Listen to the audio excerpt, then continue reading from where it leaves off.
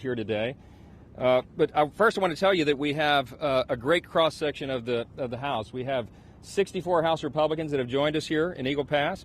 They represent 26 states, 1 U.S. territory. You have everybody from California to Maryland, from Michigan to Florida. We represent over half the U.S. states because every state in America is now a border state, and we've seen that on vivid display today. Today we were able to meet with local residents, with sheriffs, with the Texas DPS. We also toured the CBP processing facility here in Eagle Pass, and it's been an eye-opener. One thing is absolutely clear. America is at a breaking point with record levels of illegal immigration, and today we got a first-hand look at the damage and the chaos the border catastrophe is causing in all of our communities. The situation here and across the country is truly unconscionable. We would describe it as both heartbreaking and infuriating. Our communities are overrun. We have local resources that are being strapped. We have lethal drugs that are pouring into our country at record levels. And it's in less than 3 years that President Biden took office that this has happened. That we have over 7 million illegal encounters at the border, nearly 2 million known gotaways, and that doesn't count the many that are undetected. At 312 suspects on the terrorist watch list that have been apprehended. We have no idea how many terrorists have come into the country and set up terrorism cells across the nation. Last month alone, we saw the most illegal crossings in recorded history. It is an unmitigated disaster, a catastrophe. And what's more tragic is that it's a disaster of the president's own design. About an hour ago, we had lunch, and there are a number of sheriffs that work and serve here along the border of Texas. The sheriff of Terrell County was one of them. He was a former Border Patrol agent for 26 years, and he said in his estimation, it took less than 6 months for the Biden administration to dismantle 100 years of progress that the U.S. Border Patrol had achieved. Some of the first actions that Joe Biden took when he rolled into the Oval Office were that he rolled back border security measures. They were put in place by the Trump administration. We all saw it happen.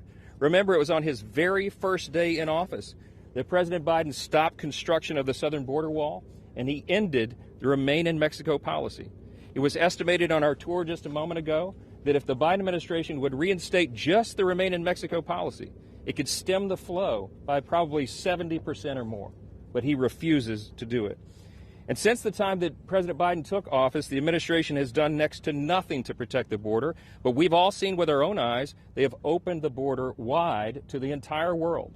It's estimated that nearly 170 countries have people coming in and flowing across this border. And some of these are from nations that have high numbers of concentration. And these are not people who are fleeing and looking for asylum, that are in fear for their lives in their home countries. We have hardened criminals coming across that border. They're the ones being released from prisons from some of these countries and sent here to come into the U.S. Rather than incentivizing people to come, the president needs to deter people from entering the country. Rather than discussing amnesty with Mexico, as top Biden administration officials did within the last couple of weeks, this administration should reinstate the Remain in Mexico policy, as was said. Rather than expanding parole authority to an unprecedented scale, the president should obviously end catch and release and stop the abuse of our parole and asylum systems. The president can and should act now. This doesn't require legislation. It requires leadership. And despite the White House's claim, he has all the authority he needs right now under existing federal law to stop this madness. But the message his policies have sent is the opposite of that. It's quite clear. Under President Biden, America has laid out a welcome mat to illegal immigrants, smugglers, and cartels. He is responsible for the grave threat to our national security and our nation's sovereignty that these policies have created. But instead of taking responsibility and providing leadership, this administration has done nothing but attack elected officials who are trying to fix this catastrophe. The people standing behind you have worked hard. We passed our legislation more than 7 months ago. You have red and blue states all across this country that are being forced to step up because the federal government has failed to do its job. Right here in Texas, Governor Abbott has heroically done more to enforce the law than the president has. And how has this administration responded? They have sued the state of Texas to stop their deterrence efforts. They have brought them to court. to strike down their ability to put up buoys in the water and razor wire and the rest. It's absolute insanity. The House has done its job. As I mentioned, we delivered common sense legislation that will secure our border. But it's been sitting on Chuck Schumer's desk for 7 months. House Resolution 2 was our bill, and the time to act on it is yesterday. It certainly needs to happen. With each passing day, each record broken, this administration's dereliction of duty becomes more and more dangerous and more infuriating, and we are here to say that it must stop. What we saw today only made House Republicans more resolved to stand for sanity and the American people, and we will do it.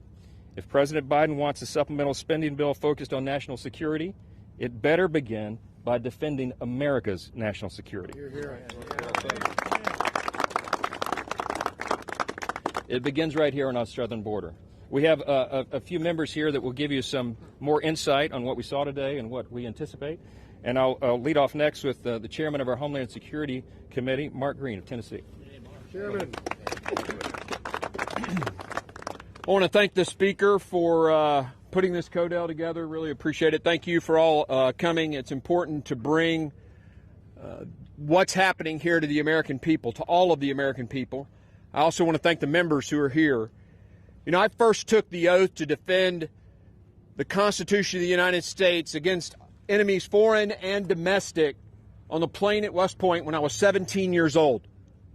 And for the better part of my adult life, I have spent that training and fighting foreign terrorists. And now as the chairman of the Committee on Homeland Security, I contend with the domestic threats to this nation. The greatest domestic threat to the national security and the safety of the American people is Secretary Alejandro Mayorkas. Yes. He, through his policies, has defied and subverted the laws passed by the United States Congress. He has defied multiple court orders. He has lied numerous times to the United States Congress. He has, under oath, stated things that were blatantly, obviously incorrect.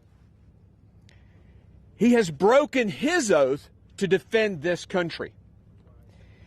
Even A.G. Garland admitted that the policies of Mayorkas are being used by the cartels to exploit the American people and make billions of dollars, putting Americans at risk. Hundreds of thousands of Americans dead to fentanyl, tens of thousands of young people trafficked into sex slavery, billions of dollars wasted,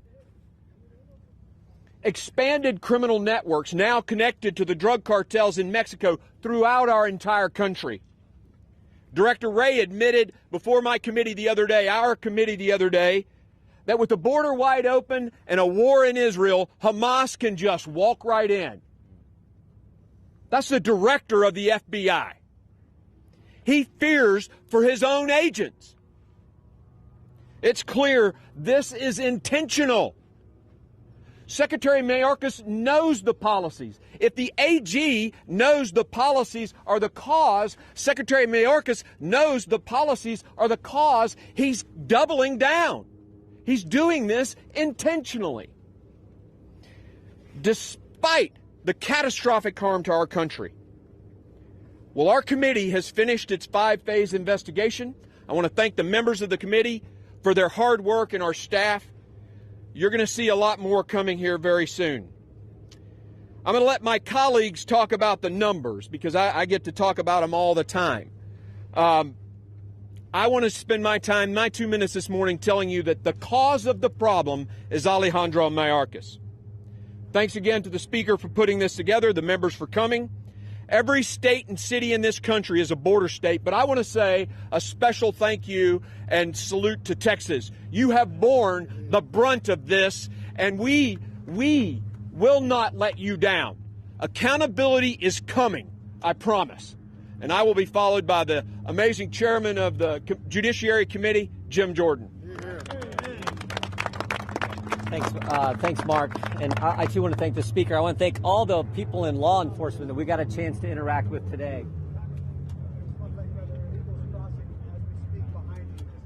Yeah, that's kind of what we all know how serious this problem is. So I would just say this. I think the country understands the magnitude of the problem, but I think there are three fundamental questions we got to ask. What's the cause? What is the true magnitude of this problem? And then what's the solution? We all know the cause. The Speaker said this. The cause is the policies of the Biden administration.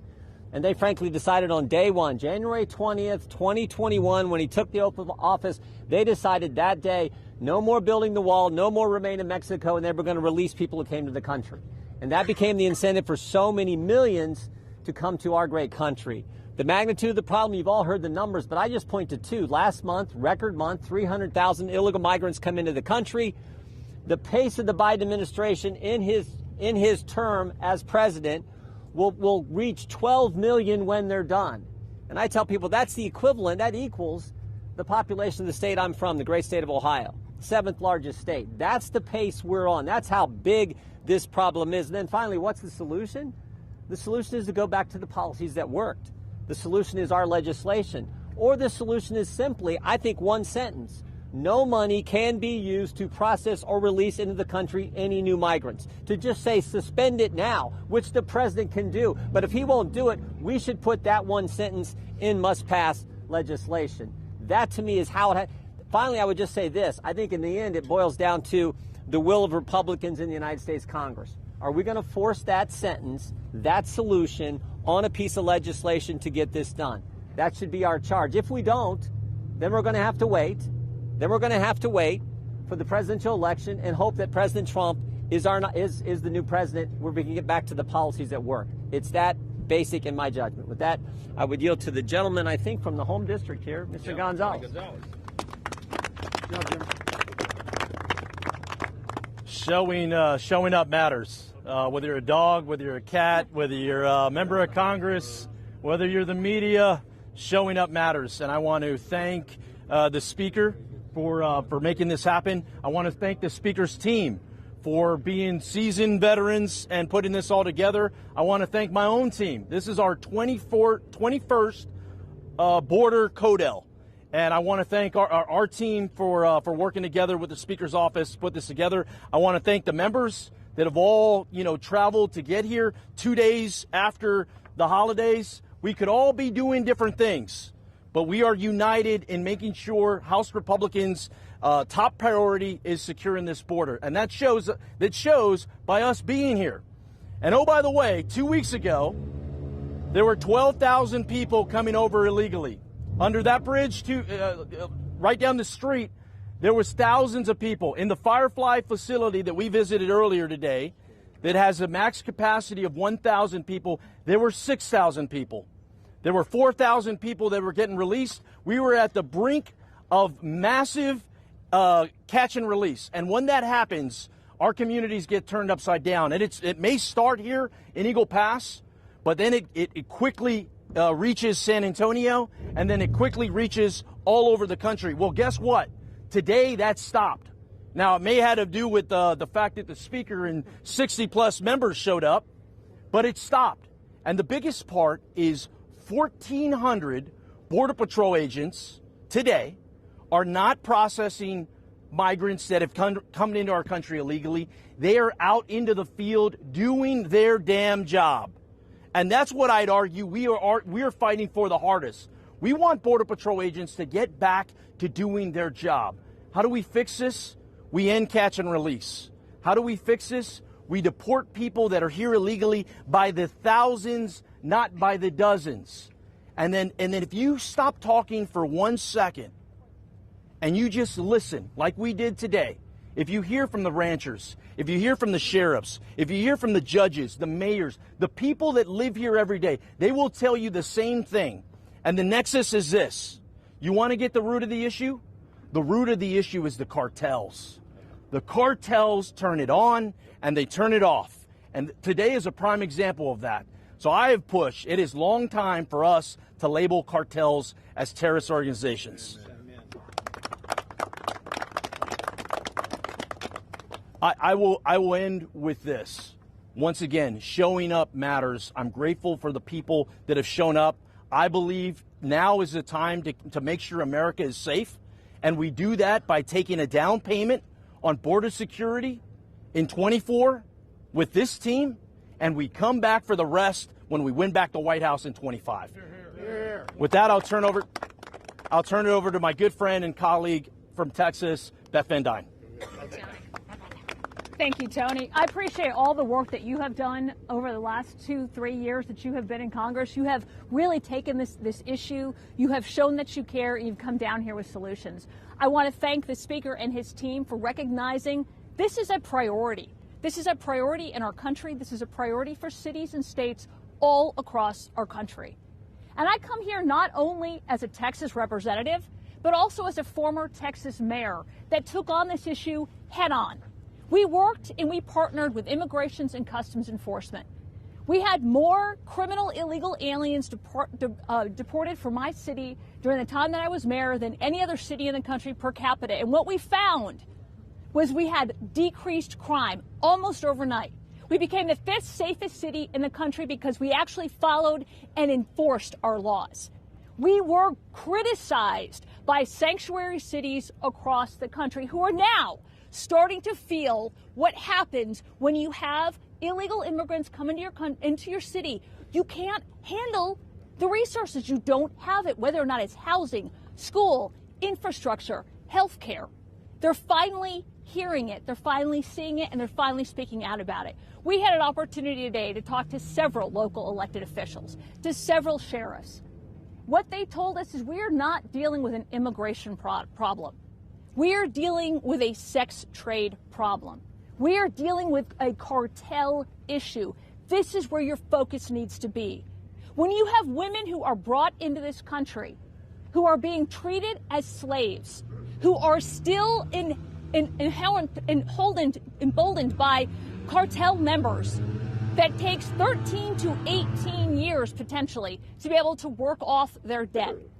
That is what we are seeing under a Biden administration. You have had 100,000 children come into this country, and they've lost. We have absolutely no idea where they are. How is this possible, and how, under our governance, is this happening? I will tell you, another thing that they were very clear about was we implore you, and this is a quote, hold the line. You have the ability through your power of the purse to force this administration to do its job. It's sad that you have to do that, but that is exactly the position that we find ourselves in. Hold the line. None of us want to shut down the government, but we all recognize the fact that every single penny that we are giving to Homeland Security at this point that is not being used to secure our border, that is not being used to increase our national security, but is doing the exact opposite. It is weakening it. It is forcing more and more people quickly, more efficiently into our country illegally, is hurting our national security, hurting our best interest, and killing our economy and local governments. When you've had over 100,000 people that have been killed as a result of fentanyl, more than any other terrorist attack on our country, this is a time to take steps. This is a time to hold the line. And we in Congress, we have a bill, H.R. 2, and I could not agree any more strongly with Representative Gonzalez that we do have to target the cartels. But we have a job to do. The American people are absolutely sick of the policies that they've seen under the Biden administration, and we will hold the line and we will fight to make sure H.R. 2 is passed, as well as other border security measures that will support our Customs and Border Patrol and help secure our nation. Thank you. And with that, I want to introduce Juan Ciscomani, great state of Arizona. Thank you. Thank you all for being here. I wanted to thank the Speaker for his leadership on this issue. I wanted to thank my colleagues for coming to the southern border and seeing for themselves what we've been talking about for so long. And, of course, thank my good friend Tony Gonzalez for hosting us here in this district as he continues this fight against the border crisis that we're seeing. I'm an immigrant. Came to this country when I was 11 years old. Became a U.S. citizen in 2006 as an adult in my 20s. Then I was elected to the United States Congress 16 years later. No country in the world would give you that opportunity. No country in the world, only America would ever give you that opportunity. So I believe in the opportunities this country has. I believe in the generosity of our nation. I believe in the American dream that I'm living. But this is not it. That's not it. With this crisis that Joe Biden and Alejandro Mayorkas have created, nobody wins. Nobody wins except the cartels. They're the ones deciding who gets across and who doesn't. They're the ones trafficking people and drugs. They're the ones terrorizing their own citizens. They're the ones that have no regard for human life. The men and women that we met with today, fighting on the front lines for our safety, are doing so with very little to no support from this administration, trying to enforce policies that are at best outdated, at worst designed to fail because they're not working and the right ones are not being enforced. You've heard here today, and we've been saying this for years, that every state has become a border state. In my own state in Arizona, in the Tucson sector, we saw record-breaking numbers in December. The trend is in the wrong direction. This administration has no answers and no will to tackle this issue. This is not a political matter. This is a matter of security and sovereignty. And I see some Spanish stations here, so I'm going to address you in Spanish as well. Este es un problema grave para el país. No es un problema nuevo, sin embargo, es un problema que se ha empeorado grandemente bajo la administración de Biden. Cero credibilidad tiene su administración y sus agentes de su gabinete, que no han podido mover esta situación en el lado positivo de ninguna manera. Necesitamos parar esto y tenemos las herramientas para pararlo, pero el presidente se rehúsa a hacerlo. Como inmigrante, esta no es la solución, lo puedo decir de todo corazón. Es una crisis humanitaria tanto como lo es una crisis de seguridad nacional. Y necesitamos hacer algo inmediatamente. It's important to know that as an immigrant, myself, and I can say that this situation is like with many other families, that it took us over a decade to earn our citizenship.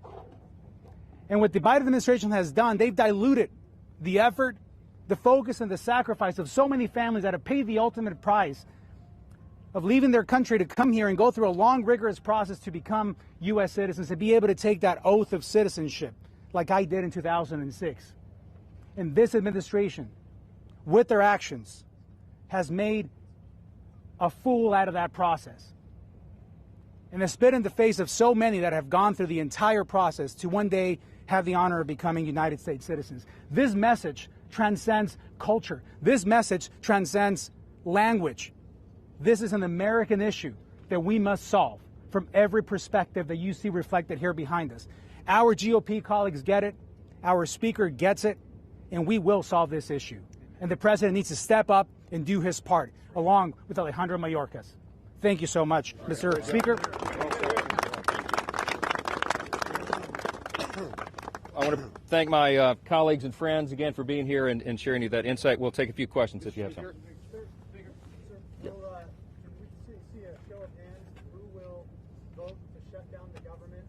No, we're not going to do show of hands.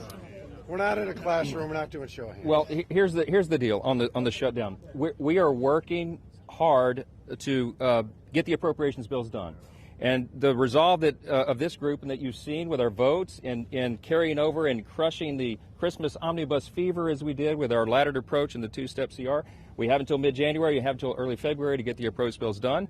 We have been working in earnest and in good faith with the Senate and the White House virtually every day through the holiday, trying to come to an agreement. Negotiations are still ongoing. It's drug on way too long, but the sooner we get that agreement, the sooner we'll be able to get the appropriations bills done. And let me tell you what our top two priorities are right now in summary. We want to get the border closed and secured first, and we want to make sure that we reduce non-defense discretionary spending. That is an important objective. You know why? Because we've crossed the threshold of $34 trillion in debt. $34 trillion today. It's a landmark that is unimaginable, would have been unimaginable to previous generations. And here we are. And so we have a responsibility here of fiscal stewardship and fiscal sanity, and that's the priority that you're going to see us pursue. So too early to prejudge any of that, but I'll tell you we're resolved on those priorities. Mr. Speaker, you've been briefed on these negotiations with the Senate. What is your view of them right now? And are they going as far as you need them to go to? With regard to border security? Yes. Listen, the Senate has been negotiating, I guess, among members there and potentially with the White House, I suppose. Our position is very clear, and we have made that clear again for 7 months. H.R. 2 is the necessary ingredient. Why? Because it has provisions that fix each of these problems, and these things work together. For example, you couldn't just reform the broken asylum process and allow this parole system to remain broken. It would be a giant loophole that would not solve the issue. You can't just build the wall without ending catch and release, without restoring remain in Mexico. These are the policies and the provisions that, again, had stemmed the flow in the previous administration. We know what works. It's not rocket science. And that is why we have said we are resolved for those provisions. That's what's necessary to fix the problem. It's not just House Republicans' opinion. It's based upon the informed opinions of the people here on the ground, and that is what they have told us. And they have reiterated this over and over and over. Desperately, they ask us to help them solve this problem, not just for South Texas, but for the entire country. And that's why you see representatives from all across America here to say in one voice that we have to do this for the people. And the White House has shown an unwillingness to do it. In fact, as we noted, they've done exactly the opposite, and it's shameful and inexcusable. Yes, ma'am. Yeah.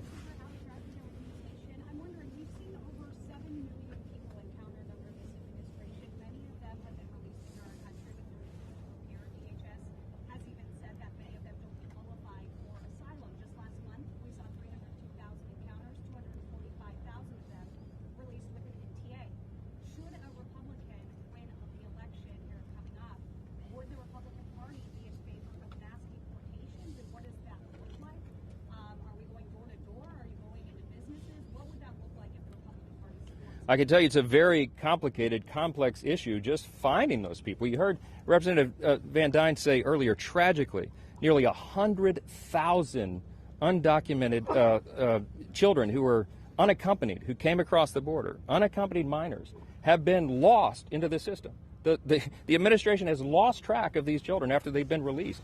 These people are given a notice to return for an immigration hearing. Sometimes it's 4 years into the future. They don't show up. A very tiny percentage show up. So the first problem would be even identifying all these people. The point is, the longer we wait, the longer we delay the closure and securing of this border, the greater the crisis and the problem. We don't have a specific prescription yet that we're proposing because we haven't gotten to that point. But I do believe, in large measure because of this issue, I do think that we're going to have a change in the White House. I think we're going to have a Republican president. I think we're going to win the Senate, and we're going to expand the majority in the House as well.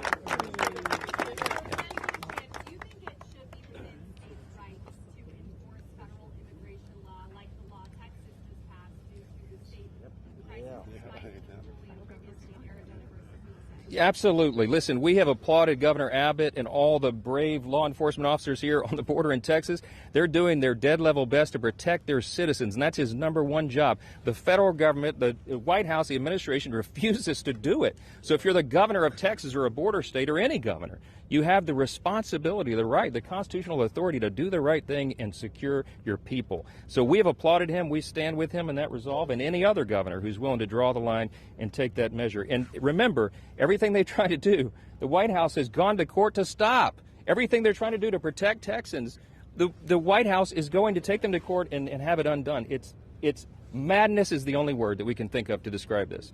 And we hope treason, I don't know, it comes to an end soon, and we're here to make sure that happens. Thank you all for being here. God bless you. Yeah.